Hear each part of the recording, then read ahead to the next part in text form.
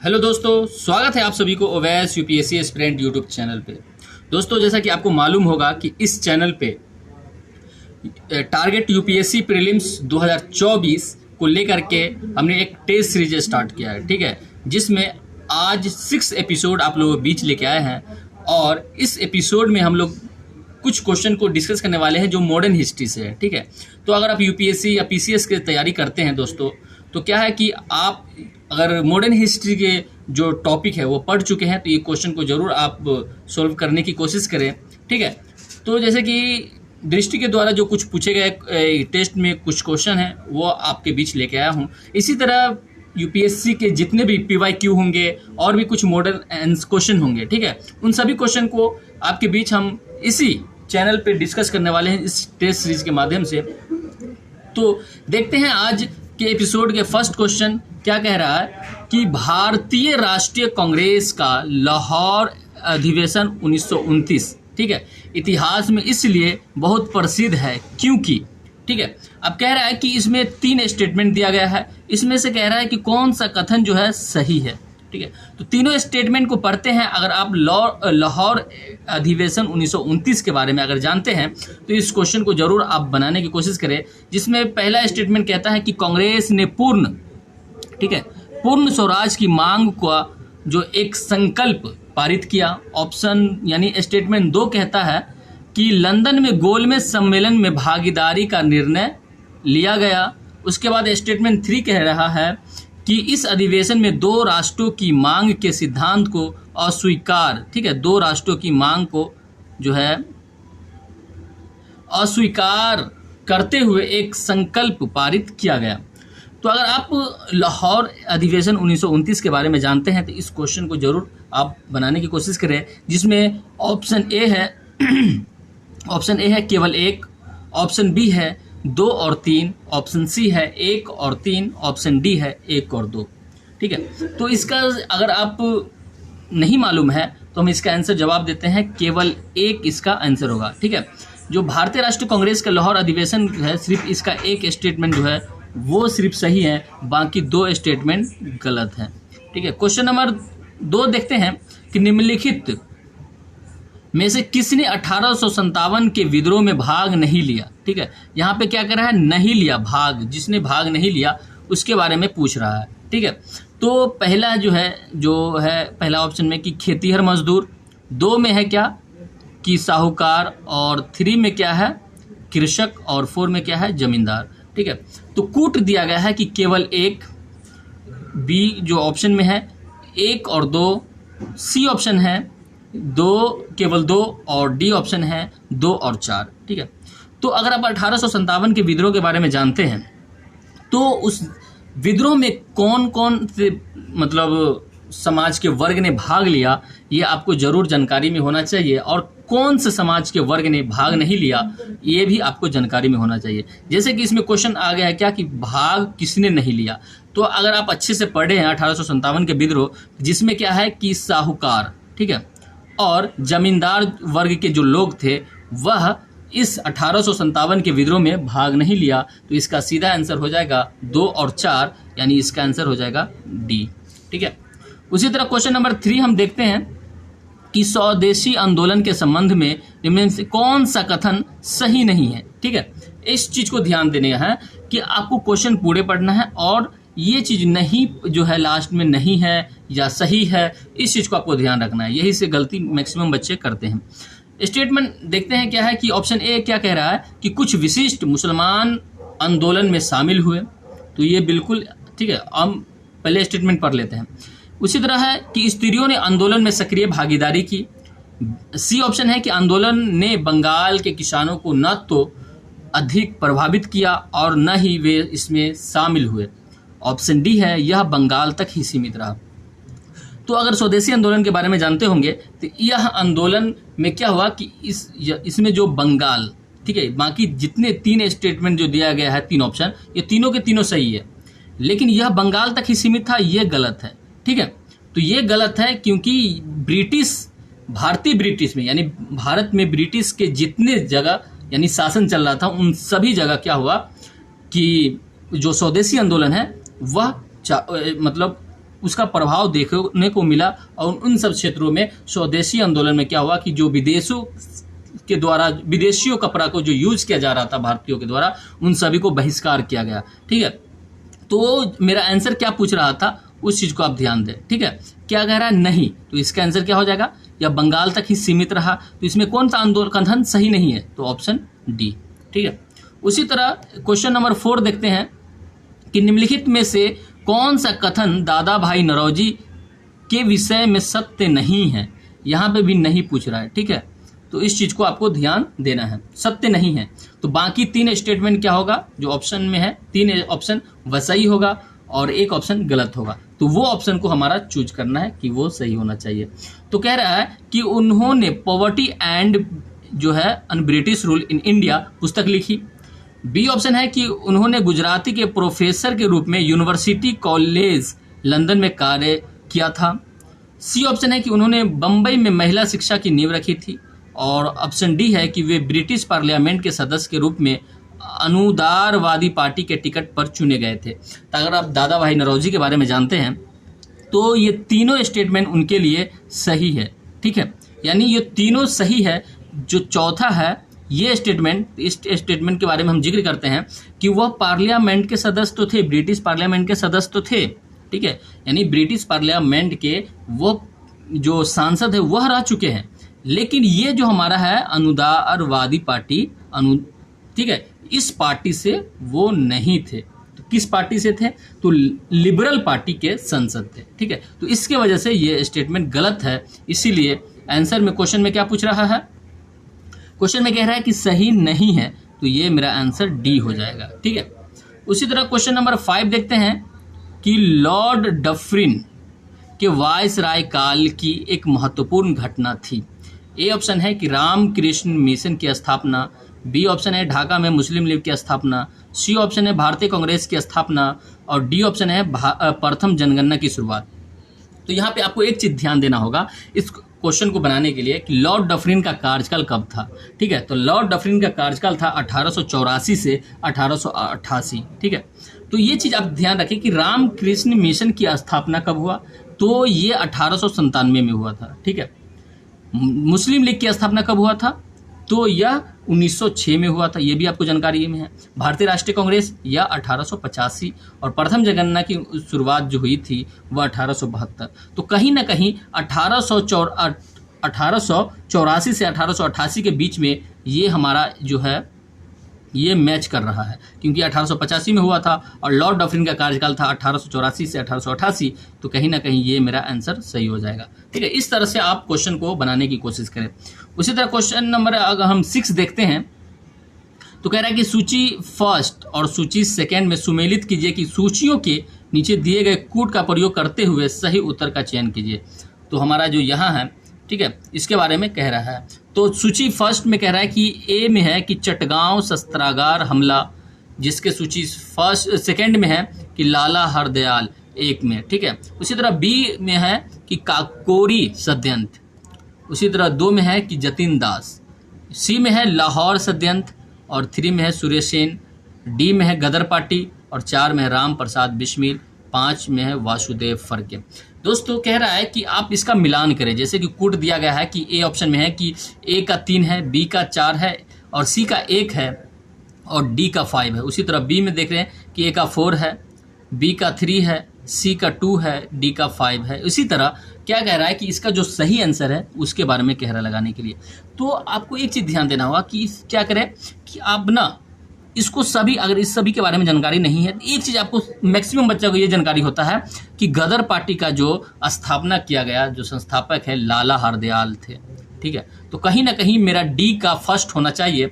तो डी का फर्स्ट देख रहे हैं, सी में भी है, डी में है, यानी बाकी जो 2 स्टेट जो मेरा ऑप्शन में है वह गलत है। हमारा कंपटीशन किस में फिर है? सी और डी में। ठीक है, एक और अगर हम ढूंढ ले अच्छे से, अगर हम ध्यान करके माइंड को ध्यान करके अच्छे से ढूंढ ले, तो एक चीज आपको पता होना चाहिए कि काकोरी षड्यंत्र, ठीक है, षड्यंत्र जो हुआ था वह कहाँ? वासुदेव फरके राम प्रसाद बिस्मिल के द्वारा हुआ था। ठीक है, राम प्रसाद बिस्मिल के द्वारा किया गया था काकोरी षड्यंत्र। तो कहीं ना कहीं बी का क्या है? 4 है। ठीक है, ये मेरा मैच कर रहा है। उसी के बाद इसमें भी है, डी में भी है, तो ये हमारा दोनों मैच कर गया। उसके बाद देखते हैं कि सी देखते हैं, लाहौर षड्यंत्र। ठीक है, तो लाहौर षड्यंत्र के बारे में अगर जाने होंगे तो उसके जो संबंधित है यानी जतिन दास। ठीक है, लाहौर षड्यंत्र में जो केस में आया है नाम वह जतिन दास का है। तो सी का यानी 2 होना चाहिए और सी का 3 है, तो यानी डी नहीं होगा। ऑप्शन मेरा क्या होगा, सी हो जाएगा। इसी तरह आपको बनाना है। ठीक है, मैच वाले क्वेश्चंस को। उसी तरह क्वेश्चन नंबर हम 7 देखते हैं। ठीक है, तो क्वेश्चन नंबर 7 क्या कह रहा है कि निम्नलिखित में से कौन सा कथन सही नहीं है। ठीक है, यहाँ भी सही नहीं है, तो इस चीज को आपको ध्यान देना है। ठीक है, तो ऑप्शन ए क्या कह रहा है कि सन 1829 में विलियम बेंटिंक ने सती प्रथा को कानून द्वारा अपराध घोषित कर दिया। ठीक है, बी ऑप्शन क्या कह रहा है कि सन 1856 में सरकार ने कानून, ठीक है, बनाया जिसके अनुसार हिंदू विधवाएं पुनर्विवाह कर सकती थी। सी ऑप्शन है कि 1875 में स्वामी दयानंद सरस्वती द्वारा आर्य समाज की स्थापना की गई। डी ऑप्शन है कि राजा राम मोहन राय सती प्रथा के समर्थक थे। आप अगर चारों ऑप्शन को पढ़ रहे होंगे, ठीक है, तो ठीक है। बाय द वे अगर हमको बी और सी जिसके बारे में हमको सटीक मालूम नहीं है, एक चीज आपको मालूम होगा कि राजा राम मोहन राय सती प्रथा के समर्थक नहीं थे। ये सबसे बड़ा ये हमारा, ठीक है, ये हमारा प्लस पॉइंट आ रहा है कि ये बिल्कुल गलत है। बाकी के बारे में अगर नहीं भी मालूम है तो अगर हम राजा राम मोहन राय के बारे में जानते हैं तो राजा राम मोहन राय सीधे जो सती प्रथा था उसका विरोध करते थे। ठीक है, और यहाँ पे क्या दिया गया है, समर्थक थे। तो सीधे सीधे ये मेरा जो हो गया स्टेटमेंट गलत है। यहाँ पे पूछ क्या रहा था कि नहीं, तो ये मेरा आंसर सही हो जाएगा। ठीक है, तो इसका आंसर क्या होगा, डी आंसर हो जाएगा। इसी तरह आपको क्वेश्चन को सोल्व करना है। उसके बाद देखते हैं कि क्वेश्चन नंबर, ठीक है, क्वेश्चन नंबर 8 क्या कह रहा है कि निम्नलिखित कथनों पर विचार कीजिए। ठीक है, कह रहा है कि जिसमें पहला स्टेटमेंट कि भारतीय राष्ट्रीय कांग्रेस का प्रथम अधिवेशन कलकत्ता में हुआ। ठीक है, आपको याद ध्यान रखना है स्टेटमेंट। ठीक है, अगर भारतीय राष्ट्रीय कांग्रेस का अधिवेशन आप अगर मालूम होगा तो कहाँ हुआ था, ये चीज आपको अगर मालूम है तो सीधे सीधे इसका आंसर कर सकते हैं। उसके बाद भारतीय राष्ट्रीय कांग्रेस का दूसरा अधिवेशन दादा भाई नौरोजी की अध्यक्षता में हुआ। थ्री स्टेटमेंट कहता है कि भारतीय राष्ट्रीय कांग्रेस तथा मुस्लिम लीग दोनों ने लखनऊ में 1916 में अधिवेशन किया था तथा लखनऊ समझौता संपन्न किया। एक चीज आपको ध्यान देना है, ठीक है, कि आपको सभी बच्चों को, मैक्सिमम बच्चों को मालूम होता है कि भारतीय राष्ट्रीय कांग्रेस का प्रथम अधिवेशन बंबई में हुआ था। ठीक है, तो ये हमारा जो फर्स्ट स्टेटमेंट है वह गलत है। ठीक है, अब इसके बारे में देख लेते हैं। स्टेटमेंट 2, भारतीय राष्ट्रीय कांग्रेस का दूसरा अधिवेशन दादा भाई नौरोजी थे, बिल्कुल यह सही है। स्टेटमेंट 3 क्या कह रहा है कि भारतीय राष्ट्रीय कांग्रेस तथा मुस्लिम लीग दोनों ने लखनऊ में 1916 में अधिवेशन किया तथा लखनऊ समझौता संपन्न किया। तो ये भी हमारा क्या है, सही है। क्वेश्चन क्या कह रहा है कि उपरोक्त कथनों में से कौन सा या से कथन सही है। तो हमारा 2 और 3 सही है, यानी इसका आंसर क्या हो जाएगा, सी हो जाएगा। ठीक है, उसी तरह हम क्वेश्चन नंबर 9 देखते हैं कि निम्नलिखित कथनों पर विचार कीजिए। पहला स्टेटमेंट है कि संथाल परगना नामक राज्य क्षेत्रों का सृजन किया गया।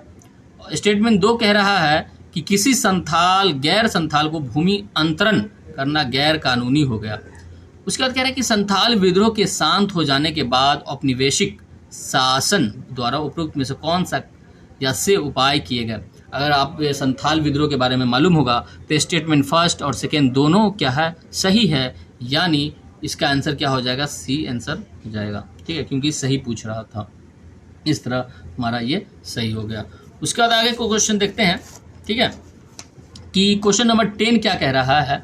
तो क्वेश्चन नंबर 10 कह रहा है कि निम्नलिखित में से किसने बाहरी ब्रिटिश सरकार को सुनाने हेतु केंद्रीय विधानसभा में अप्रैल 1929 में बम फेंका था। ठीक है, तो अगर आपको केंद्रीय विधानसभा में अप्रैल 1929 में बम फेंकने के बारे में आपको जानकारी होगा तो उसका आंसर बताने की कोशिश करें। तो इसका पहला में है क्या, भगत सिंह, सेकेंड में क्या है, सुखदेव, और 3 में है क्या, राजगुरु, और 4 में क्या है, बटुकेश्वर दास। इसका सही उत्तर का चयन कीजिए। तो ऑप्शन ए है 1 और 2, ऑप्शन बी है 2 और 3, ऑप्शन सी है 1 और 3, ऑप्शन डी है 1 और 4। ठीक है, तो अगर जो केंद्रीय विधानसभा में अप्रैल 1929 जो बम कांड हुआ था उसके 2 मतलब इसके 2 थे क्या। ठीक है, इसके 2 मतलब हमारे जो देश के शहीद थे वह थे एक भगत सिंह और 4 नंबर बटुकेश्वर दास, इन दोनों का नाम आया था, जो हमारा आंसर हो जाएगा 1 और 4। तो इस तरह से हमारा आंसर क्या हो गया, केवल डी। ठीक है। उसी तरह क्वेश्चन नंबर 11 क्या कह रहा है, तो 11 कह रहा है कि 19वीं शताब्दी के उत्तरार्ध में नव हिंदूवाद के सर्वश्रेष्ठ प्रतिनिधि थे। तो इसका सीधा सीधा आंसर होता है बी, स्वामी विवेकानंद।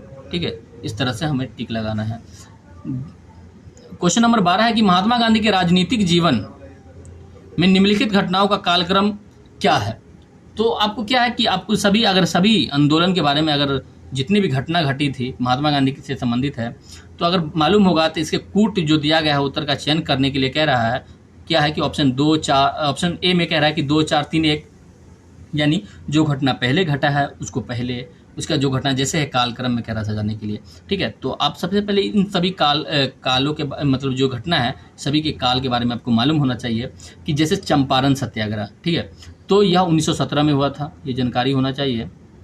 अहमदाबाद मिल हड़ताल 1918 में हुआ था, ये भी आपको जानकारी होना चाहिए। खेरा आंदोलन ये भी 1918 में हुआ था। ठीक है, और असहयोग आंदोलन 1920 में हुआ था।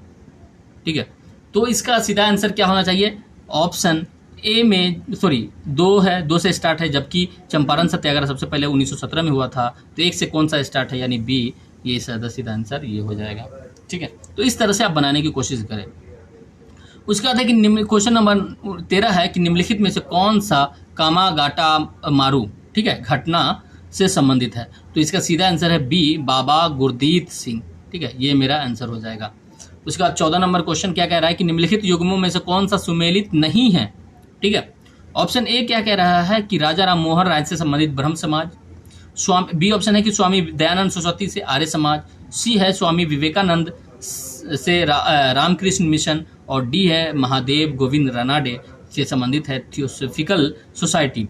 तो आपको एक चीज मालूम होना चाहिए कि ए भी सही है मेरा, क्योंकि राजा राम मोहन राय जो ब्रह्म सभा का स्थापना किया था वही ब्रह्म समाज बन गया था।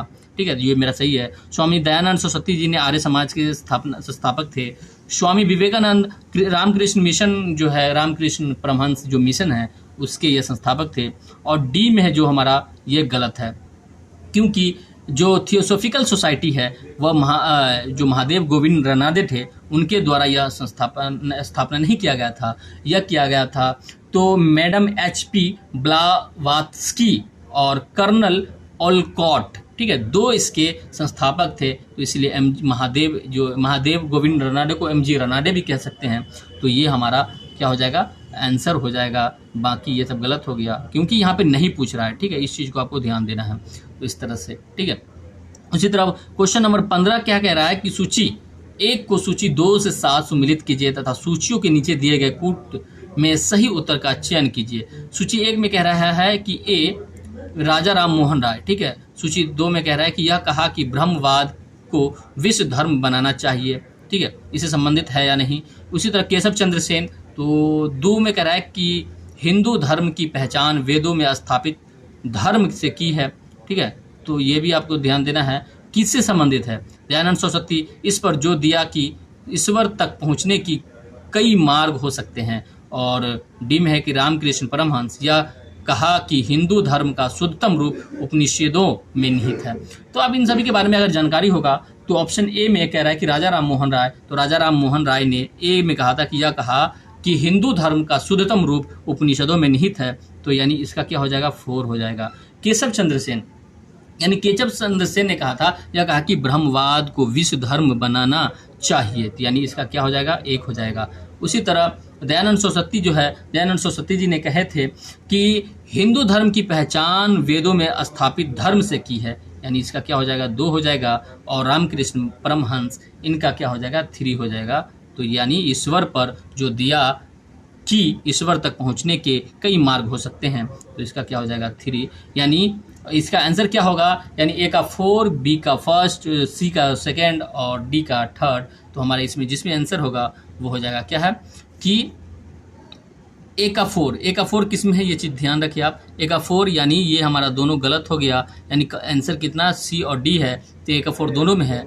उसी तरह बी का क्या है फर्स्ट, बी का फर्स्ट किस में है वो देख लेते हैं, यानी दोनों में है, ठीक है। उसी तरह सी का दो किस में है वो देख लेते हैं, तो सी का 2 यानी हमारा जो डी आंसर है, इस तरह से ये मेरा आंसर हो जाएगा। तो दोस्तों आज हम 15 क्वेश्चन तक ही डिस्कस करते हैं, बाकी जो बचा हुआ है अगले एपिसोड में करेंगे, क्योंकि जब वीडियो लंबी हो जाती है तो कई सारे जो हमारे साथी है वो वीडियो नहीं देखता, कहते हैं कि इतना लंबा वीडियो कौन देखेगा। तो आज के इस वीडियो में हम लोग इतना ही तक रखते हैं। अगर आप चैनल पे नए हैं तो हमें ज़रूर कमेंट करके बताएं कि कैसा लगा ये टेस्ट सीरीज जो हम 2024 के प्रीलिम्स के लिए जो या टारगेट रखे हैं कि 2024 तक जो प्रीलिम्स अगर आप एग्ज़ाम देने के प्रिपरेशन में हैं तो वहाँ तक आपकी जो पढ़ाई के साथ साथ जो ये क्वेश्चन डिस्कशन होता जा रहा है, तो कैसा लग रहा है हमें कमेंट करके ज़रूर बताएं। अगर अच्छा लगा तो आप ज़रूर चैनल को सब्सक्राइब कर ले, जिससे मेरे आने वाले जितने वीडियो होंगे आप तक पहले पहुंचेगा। तो आज के लिए इतना ही, मिलते हैं नेक्स्ट एपिसोड में। जय हिंद।